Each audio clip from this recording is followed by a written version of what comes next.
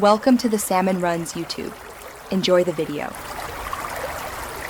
In this video, I will compare the Volvo S60 versus the S60R.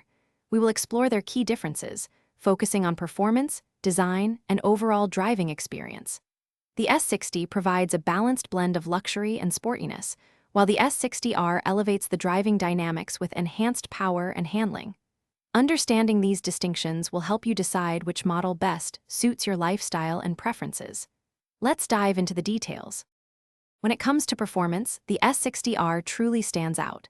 It boasts a more potent engine, delivering greater horsepower and torque compared to the standard S60.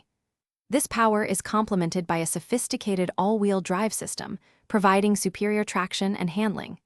Additionally, the S60R's sport-tuned suspension offers a firmer, more engaging ride, making it ideal for spirited driving.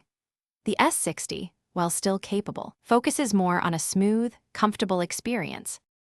Visually, the S60R distinguishes itself with unique exterior elements, such as specific bumpers, side skirts, and wheels, giving it a more aggressive stance.